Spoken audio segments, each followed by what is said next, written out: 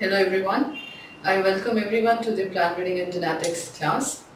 Our initial topic would be outlines of breeding methods. Now why we would be discussing this topic is because for any breeder, for any geneticist to carry out any program, any breeding method or any breeding experiment, what is important to know is the basics of the breeding program. So that a breeder conducts a successful breeding program ahead for the improvement of the crops. So the basics of breeding program are mode of reproduction, and another would be mode of pollination.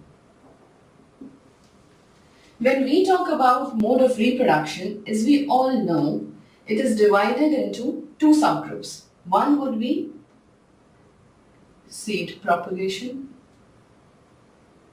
and another would be vegetative propagation.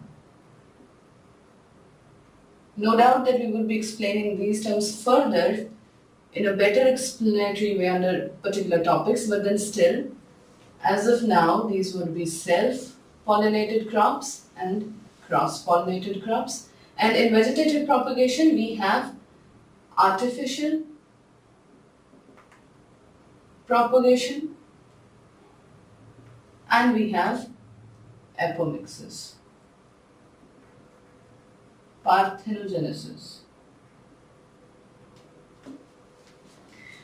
For mode of pollination, we again have self-pollinating groups and cross-pollinating groups. Now, why it becomes important for the breeder to understand these basics is because these all groups will lead to three classes: self, cross, and vegetative. So to conduct an experiment, we need to know what is the reproduction phase and what is the pollination phase. The pollination phase again consists of several kinds of mechanisms, one of which is more importantly the flower morphology. That becomes really the basic important thing to be focused on, because nature has given us different morphologies for self-pollinated crops and for cross-pollinated crops, which you can say is beneficial also, which creates as a barrier also when and ever needed, right?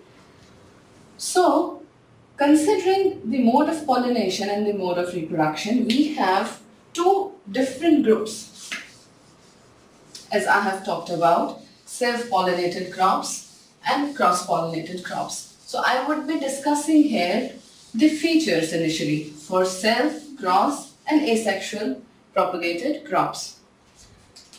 So features of self-pollinated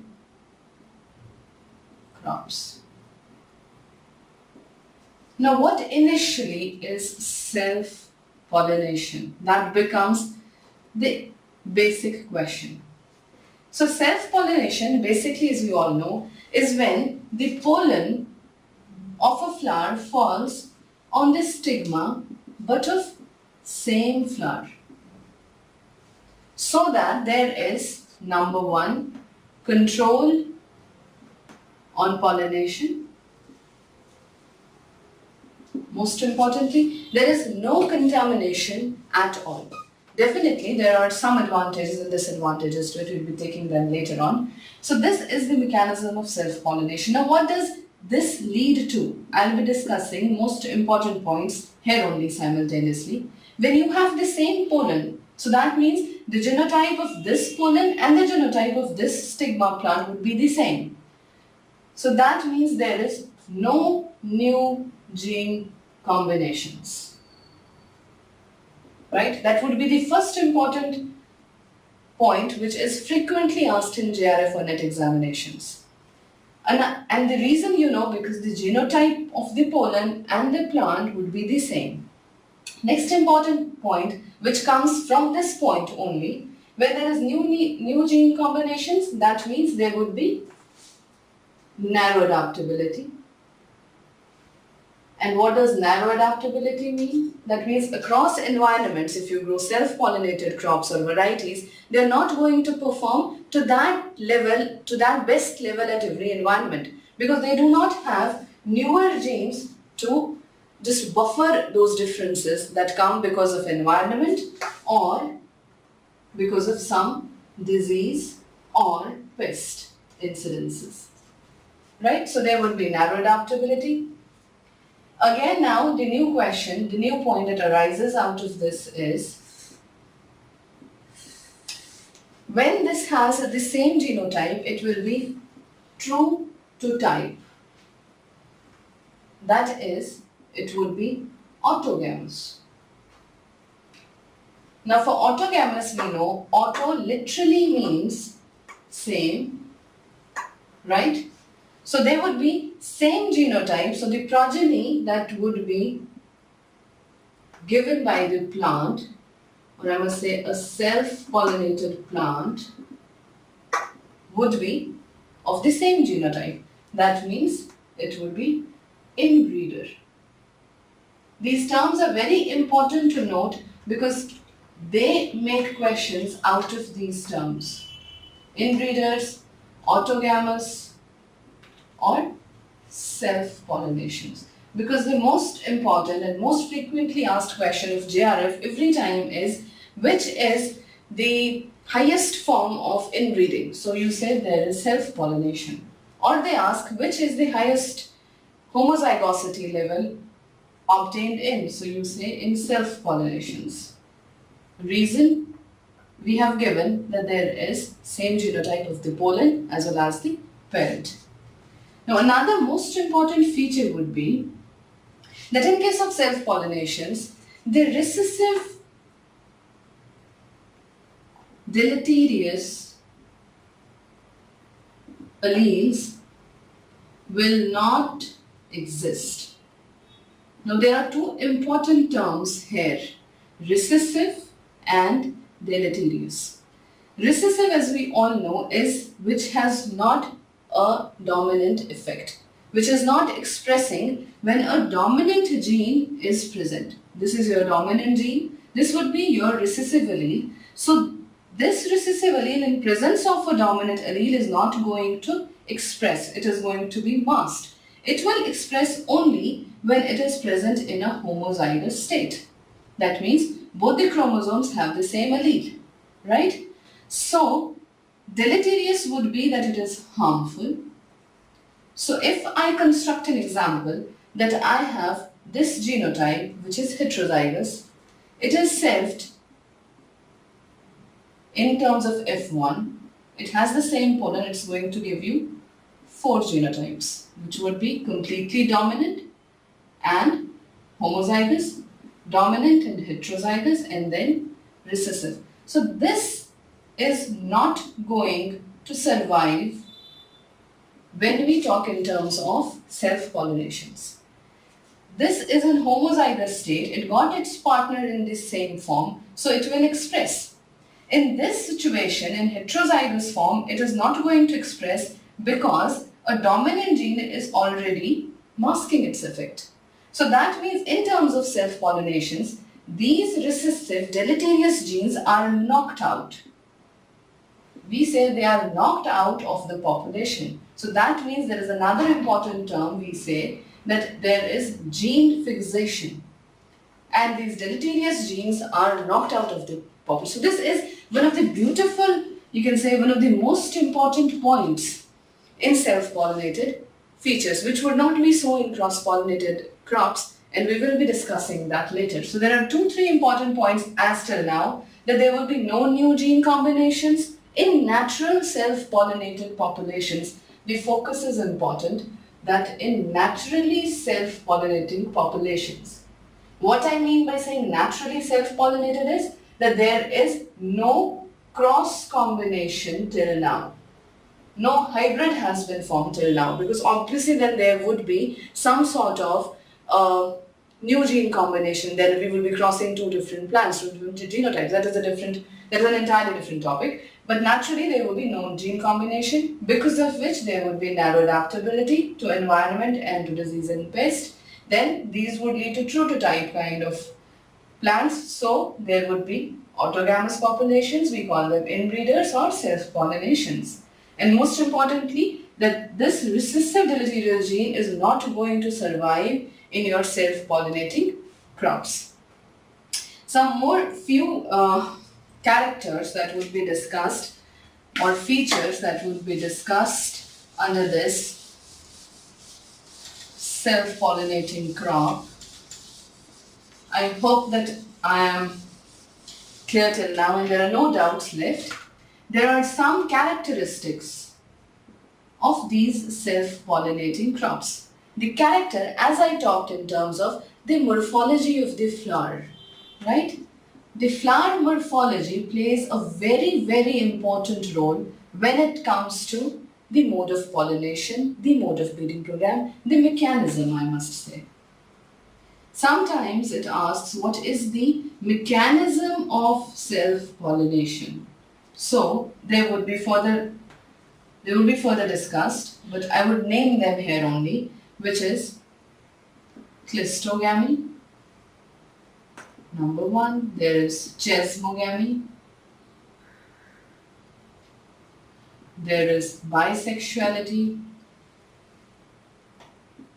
Right? So these are the mechanisms which are the basics of flower morphology, which actually lead to self-pollinations. These are structures which are built up in the flower so that there is no contamination of some undue pollen. This would be completely closed before and after pollination. These would be taken up in the separate subjects I'm just naming here so as to make a connection. This would open but then close. And this would be that there are same flower has the both the gametes and male and female gametes or male and female parts. Right? So these would be the important mechanisms or characteristics of self-pollinated crops which make them to behave in a mechanism of self-pollination. Then, because that I already discussed, there is no new gene combination and that there is true to type behavior, so this would lead to homozygosity. That there would be similar alleles on the two chromosomes. There would be no new gene combinations. So this homozygosity, generation after generation, leads to homozygous balance. Right? There is a balance of homozygosity over generations. These are just not points. These need to be focused because every point is a single objective, is a single question in your JRF examinations. So this would lead to your homozygosity balance, and this homozygosity balance eventually is going to lead to the phenomenon which we call that there is no inbreeding depression. Very, very important. No inbreeding depression in self-pollinated crops. And why is that so? As we have already explained, that there is no gene combination, there is complete homozygosity. When there is already gene in this form, you are not going to reduce its vigor because it is already in the homozygous form. When do we talk about reduction of vigor is when a heterozygous loci gets over generations converted to your homozygous loci. See, the progeny here is 25% homozygous plus 25% homozygous. That means over another year there was 50% homozygosity. So from 100% heterozygosity to 50% homozygosity, which later on keeps on reducing by 50% every time. So that leads to inbreeding depression in other than self-pollinated crops, which can be cross-pollinated, which can be asexual reproductions. But here we have complete homozygous balance in self-pollinated crops. Then another thing is, when we take up this self-pollination in terms of populations, development of populations, So you must have come across the term multilines. Multilines are made from self-pollinated crops. What are multilines? Are that there are different component lines. Suppose there are 10 lines which are self-pollinated, right? Every line has a different genotype. This would have a different genotype, suppose. This would have a different genotype. So these 10 lines, when they make a complete population, they are no doubt self-pollinated, no doubt that they are self-fertilizing. But the most important thing is that the variability in this population would be because of the single component line, because there is variation between the lines. Variation between component lines, which eventually leads to variation in the population. But within this each component line, when I see progeny, this is very important. When I say within a component line, that means the progeny of this single component line would be autogamous. That was true to the type. It would be similar to this parent. But when I talk about progeny of these two component lines, that would be different. These two will have different progenies, different genotypic structures, which will eventually lead to a different genotype or variability, difference in variability in this population.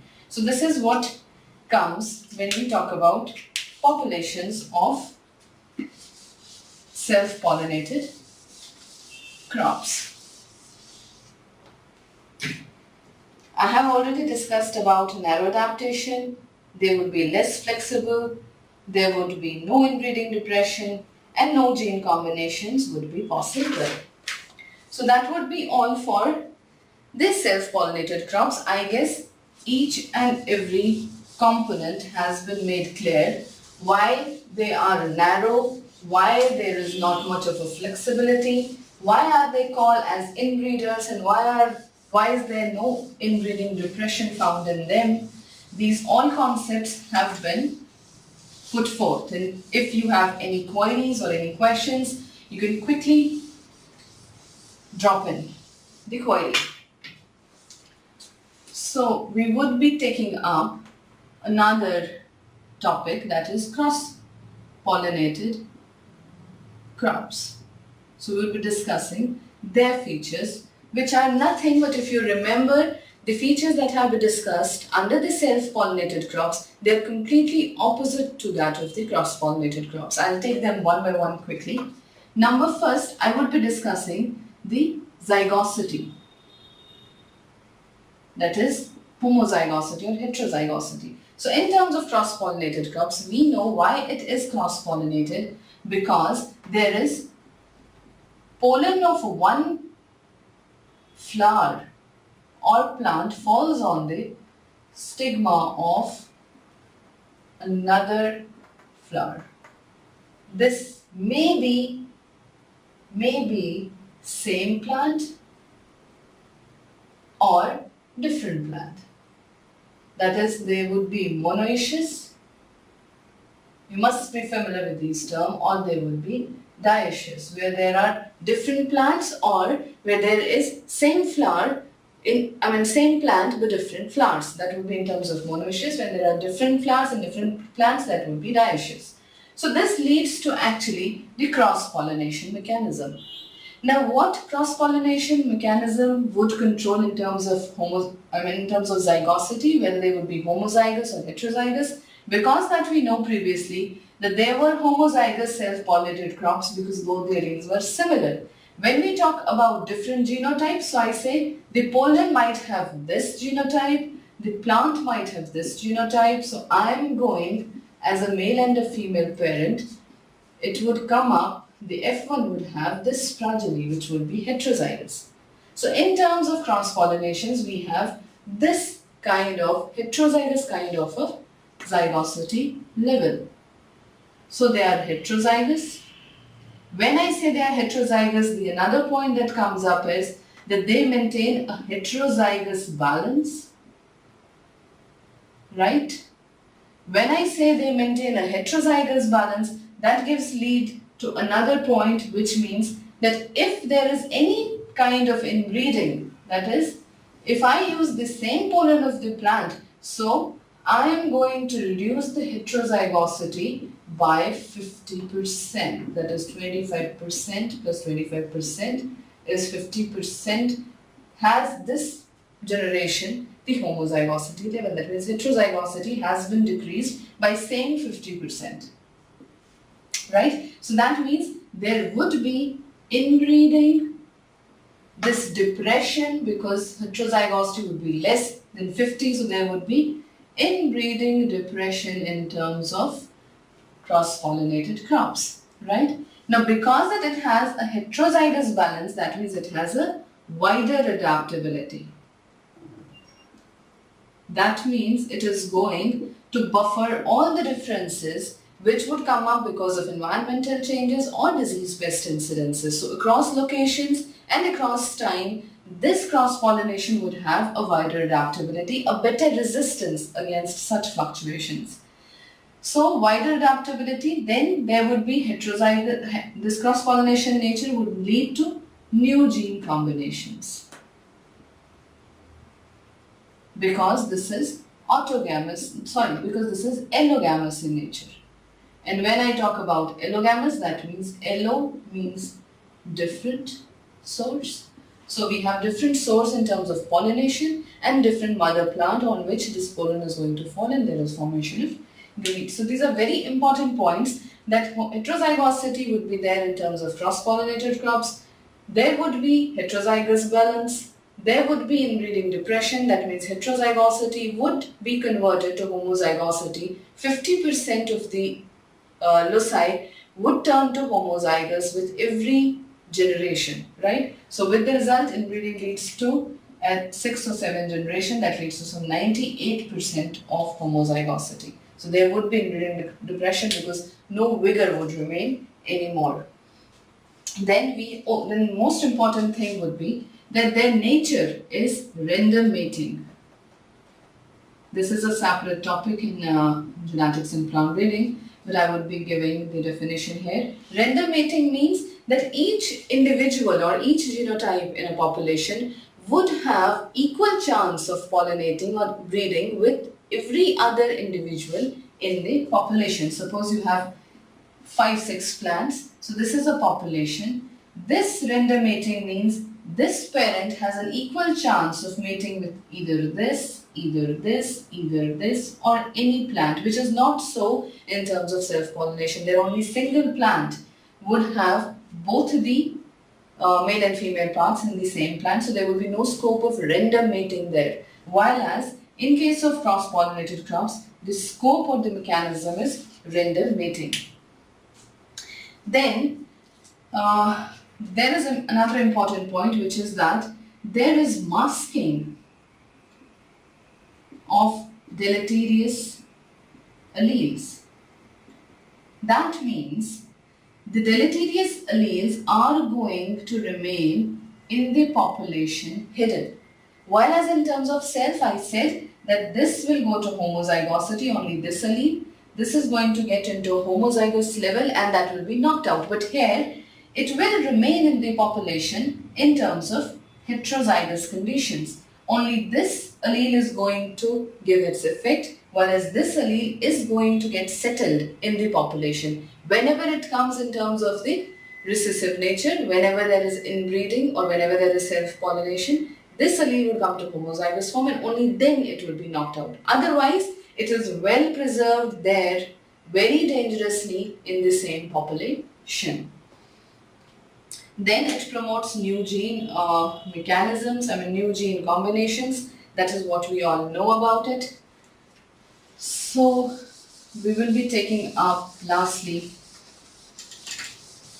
the smaller group of asexual crops, which would be separately discussed in next of my lectures.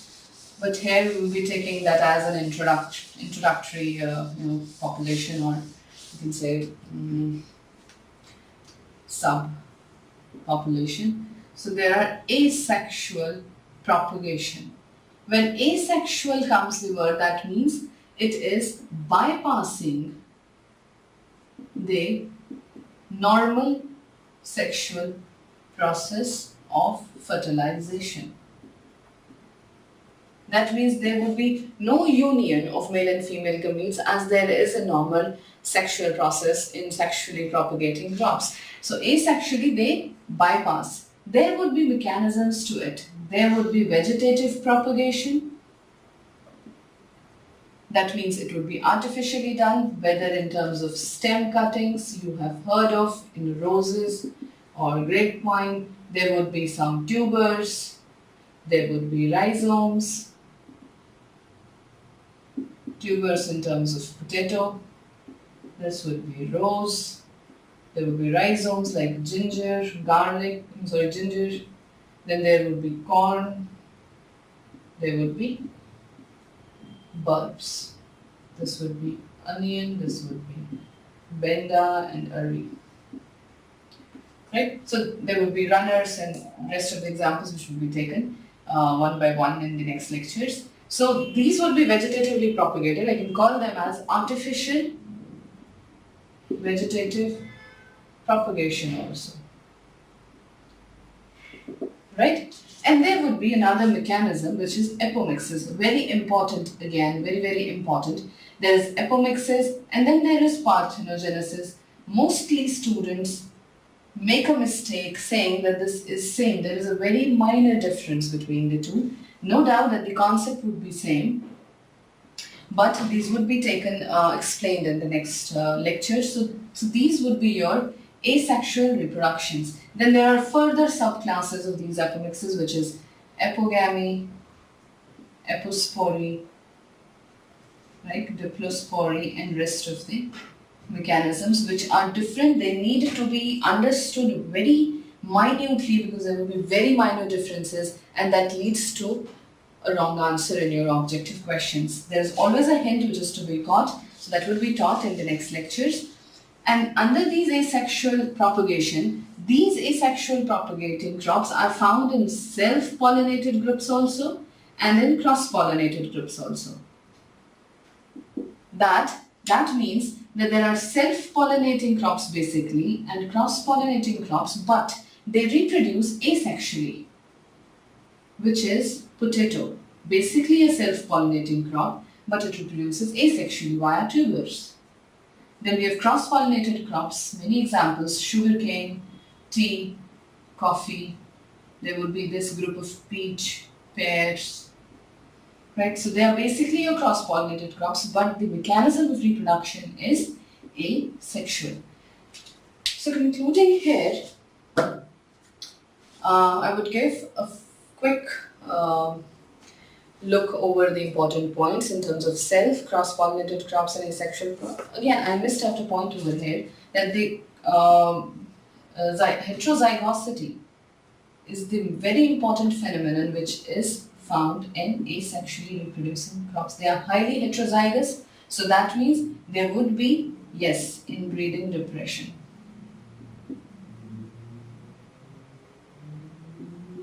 Right? So that means cross and asexual reproducing plants are highly heterozygous, so that means they would lead to high inbreeding depression upon selfing, but there is no such concept of inbreeding depression in your self-pollinating crops because they are inbreeders, while as your cross-pollinated crops are outbreeders.